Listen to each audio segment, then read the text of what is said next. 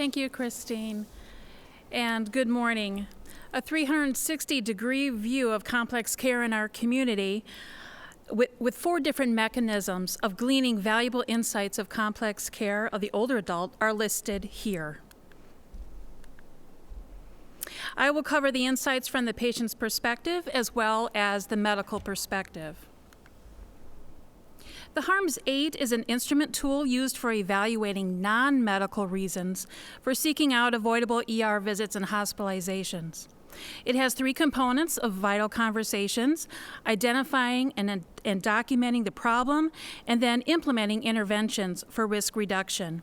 As with any study, the following items were addressed as listed in these bullets.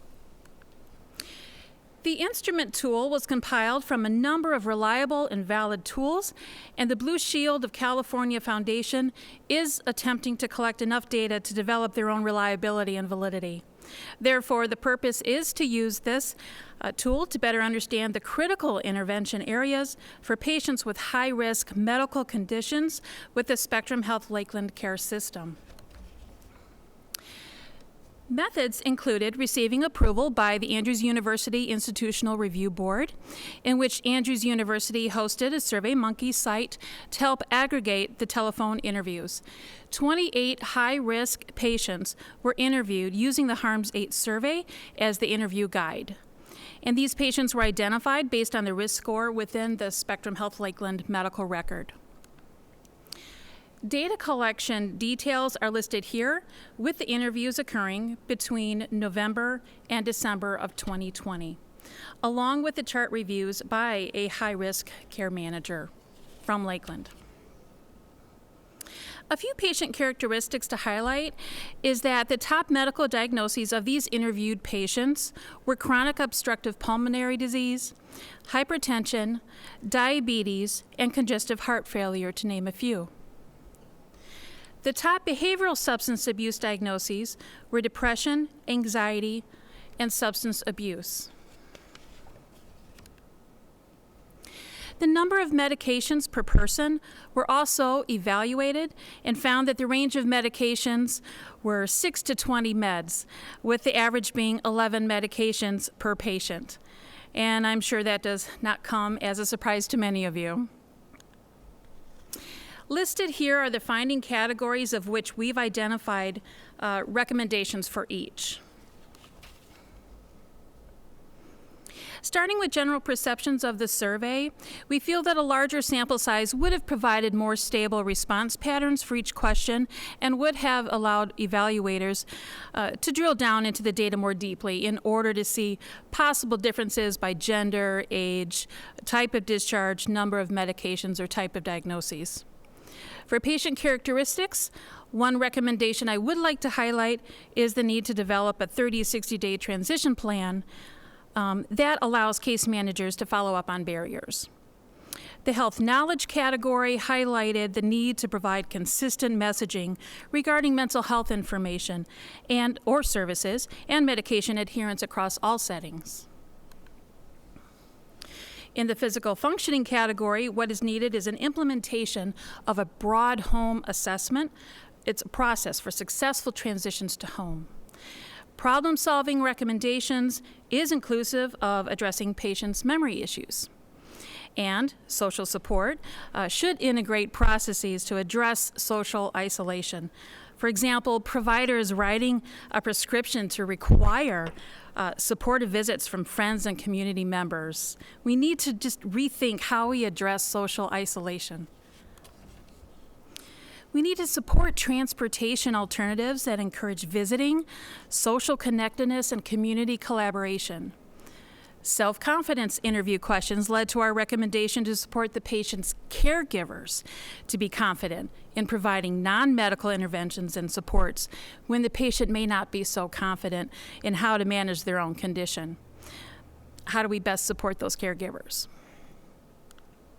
Building resilience following hospitalization and stability of health involves leveraging the lessons learned in the past years from the interagency care team and develop a team-based, single point of contact medical responders and care managers that people can call when a behavioral or physical health concern or emergency emerges.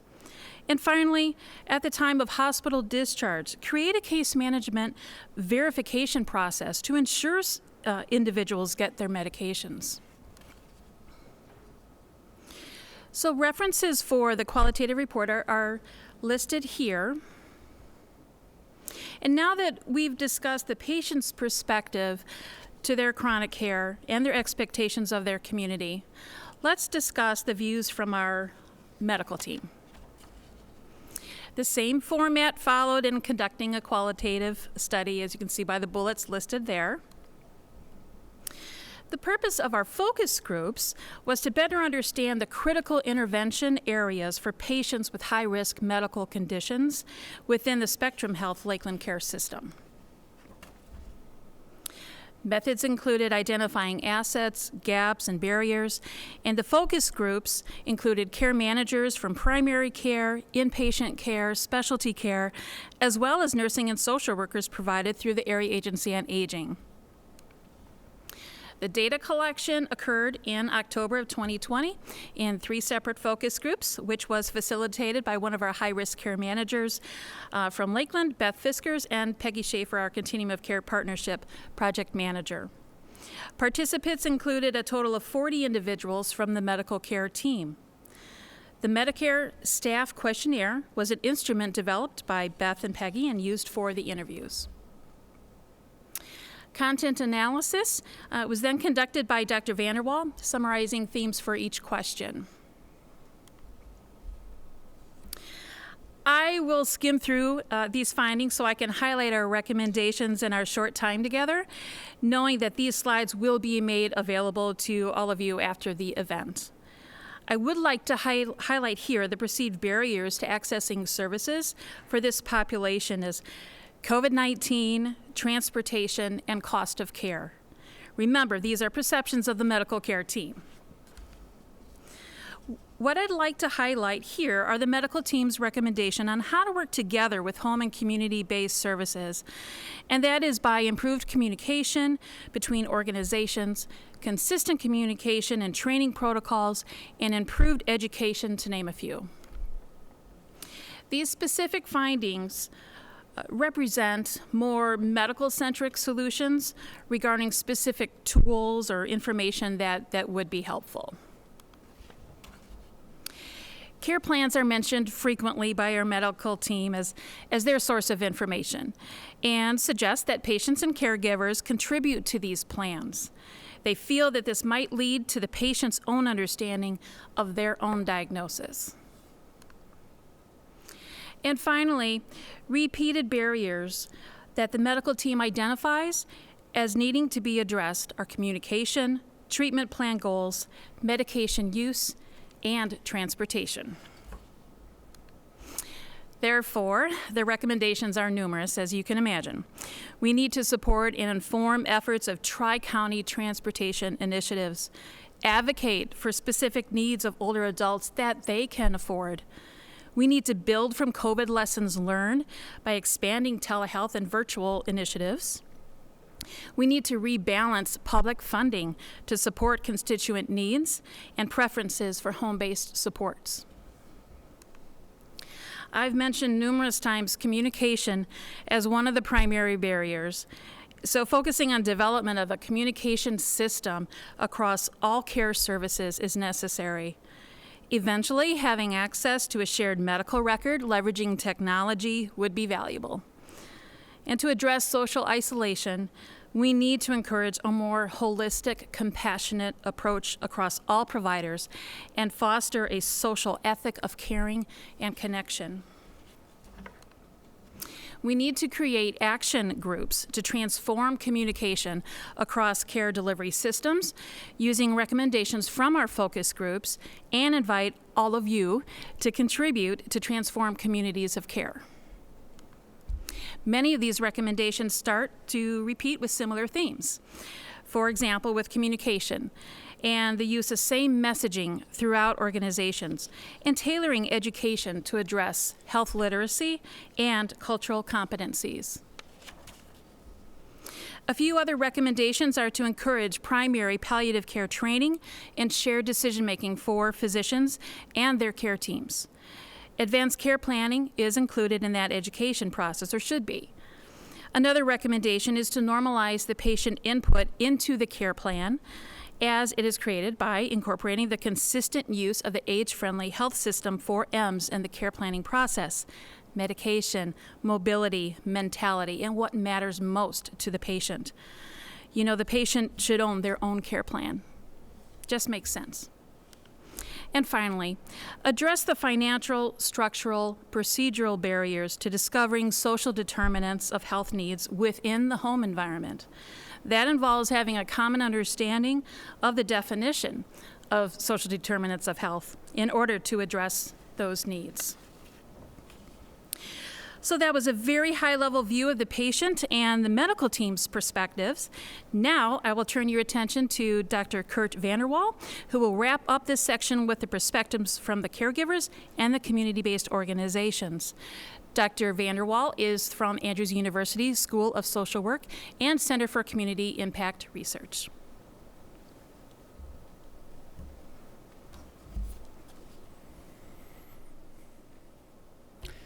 Thank you, Debbie. Our third evaluation in the 360 view of complex care in our community was with caregivers. We did a survey to better understand the needs of caregivers who take care of dependent adults. The survey was adapted by the Region 4 Area Agency, and it was collected in 2018 primarily, advertised through Caregiver newsletter with a circulation of about 500 people. In 2020, 8 additional interviews were added with caregivers serving people with complex needs. So their final sample was 55 caregivers. Some demographics. About 77% were female. The caregiver age, almost half were above age 66. Race and ethnicity included 85% who are white, 11% who are black, and 4% who are Hispanic or Latino. The care recipients, about 36% of them were taking care of parents, and another quarter were taking care of their spouses. The recipients' age, the person that they were taking care of, most of them, 2/3 almost, were above 75 years old. 2/3 lived in Berrien County, 50% lived in home. Caregiver duration, about 1/3 had done more than 5 years of caregiving, and another 25% had done 2 to 5 years, so a lot of years of caregiving. Over 1/3 of them were doing more than 40 hours a week of caregiving in the home, and about 1/3 of them 20 to 40 hours a week. What types of caregiver assistance? Well, first of all, you can see that about 83% were doing cooking, laundry, or house cleaning, and about the same amount were providing emotional assurance. About 75%, or 3/4, were providing transportation, meal preparation, and shopping, and about 2/3 were managing the person's financial affairs or arranging and monitoring outside help or services. Concerns around caregiving. Well, we see that having enough money to pay for care was certainly a high concern, and you can see here the colors show very concerned in the green, so those are the only areas that we'll address. But you can see having enough money to pay for care, about 58%. Ensuring the care recipient safety, about 57%. Balancing other family responsibilities, 51%. Understanding government programs, about half were very concerned about that. And then finally, about half meeting their own personal needs, such as exercise and work and social activities and sleep. Concerns about caregiving. Has caregiving caused you emotional strain or stress? 89% yes. Has caregiving caused you physical or health challenges? 61% yes. Has caregiving caused you financial strain? 50% yes. Help from family or friends. About a quarter had received no help from family or friends. About half had received less help than they needed, and the remaining fourth did get the amount of help that they needed. Work days. We asked some questions about work days. How many missed work days due to caregiving in the past 6 months? We can see that about 2/3 said 0 days, so they were doing pretty well. But 1 to 10 days was the remaining 2/3, with most of them missing 1 to 4 days. So some recommendations for caregiver support. And this is not inclusive of all of our recommendations, but just a few. Number 1, we need to increase caregiver education around access to local resources. Number 2, we need to assess caregiver burden as part of the patient's ecosystem to better support and access assets within their ecosystem. 3, educate employers to better understand work loss productivity resulting from caregiver responsibilities and burden. Number 4, develop employee assistance resources to better meet caregiver needs and connect to community-based organizations. 5, utilize resources that are available and distribute them to caregivers more effectively. And an example might be the Campus for Creative Aging. And then number 6, establish a community of care czar to identify gaps, needs, and assets and organize program development resources. We'll now shift to the last evaluation that we conducted in our 360 view of complex care, and that is a community-based organization survey that we looked at, primarily looking at the challenges that COVID had created. Our purpose was to better understand the challenges and impact of COVID-19 on CBOs, and that included services, finances, volunteers, and technology. And you can see that the Region 4 Area Agency on Aging mailed a SurveyMonkey link out to community-based organizations serving older adults in Berrien, Cass, and in Van Buren counties. We got 66 responses anonymously between November and December of 2020 with a 92% completion rate. Agency characteristics. Well, they could select multiple options here, but services provided, about 55% provided basic needs. Another 41% provided other services such as home support and home care services, senior centers, adult daycare, and then utilities, shelter, adult foster care. About 29% were health or medical organizations, and 17% were mental health or developmental disability services. Agency size.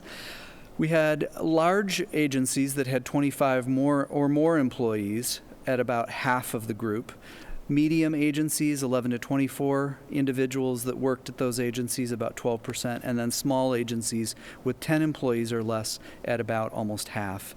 And counties, some of them served across multiple counties, so you can see 66% served clients in Berrien County, 66% Van Buren, and 57% in Cass County. So, first question, our organization has continued serving all or almost all of its older adults during the COVID-19 pandemic. Well, we were pleased to see that strongly agree added up to about 87% that felt that they were still serving all of their older adult clients. That was very good to see. If you look at the next slide, we can see the average number of older adults served per week, and the blue is prior to COVID, and then the red is what they were serving currently.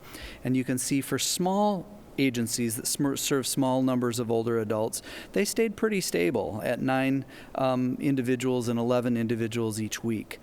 Medium-sized agencies stayed very stable at 45 persons served per week, but the large agencies really suffered the biggest drop. They went from 284 people served per week down to 205 older adults served per week. We looked at high priority needs among older adult clients, and we're only going to look at the green section of the bar as the highest priority.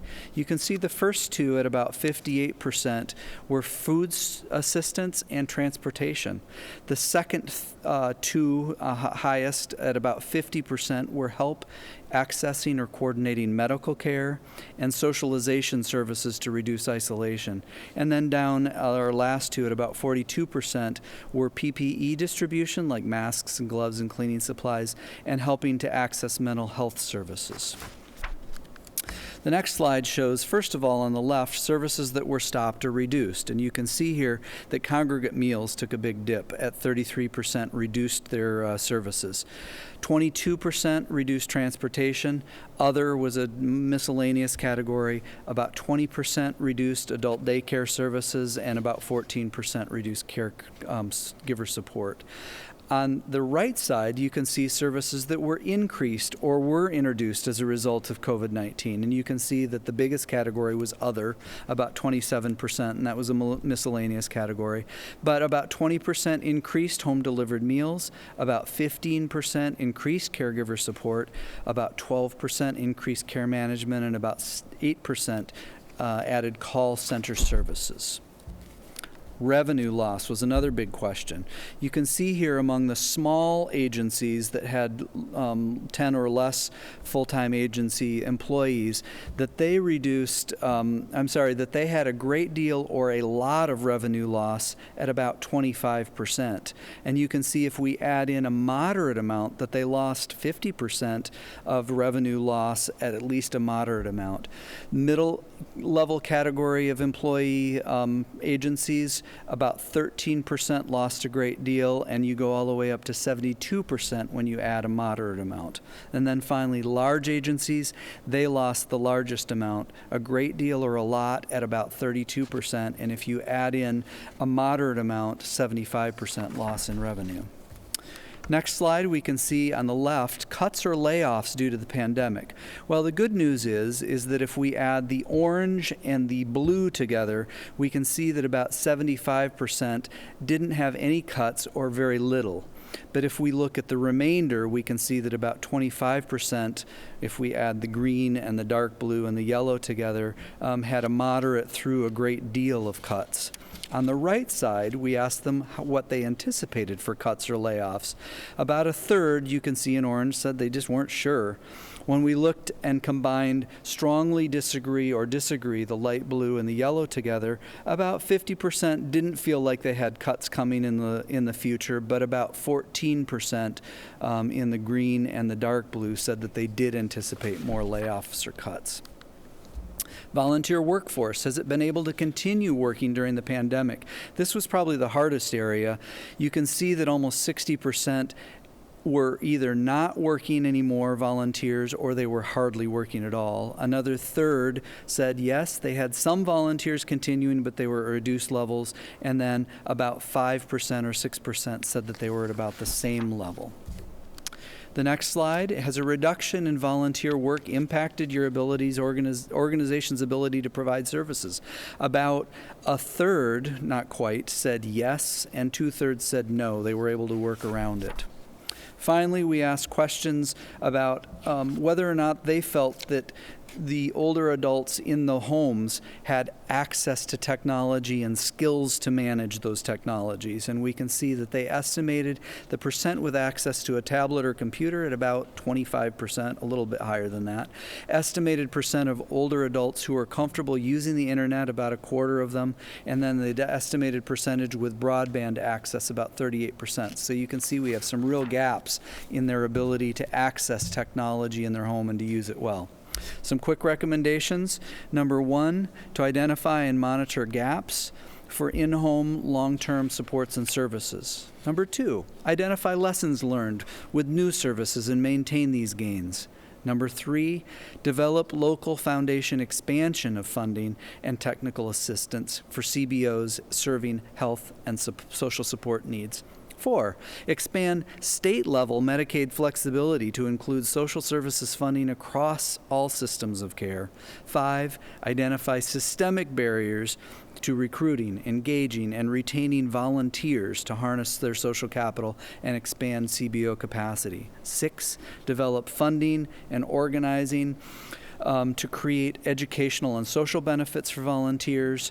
7, to provide increased community access to broadband and computer hardware through digital infrastructure. You saw how few actually have that access. And number 8, to explore community opportunities and barriers for using that technology. For instance, GrandPad technology. So that's the end of the presentation. It's now my pleasure to introduce Ms. Bertha King. The effort to become person-centered in healthcare is to meet people where they are, to meet the needs of the individual. In the busyness of our work, it is imperative that we stay in touch with the reality of people we want to help. We're grateful for advocates like our next speaker, Bertha King, to help us stay grounded in our efforts. Bertha has a rich professional and community experience, and her time in joining us today is most appreciated.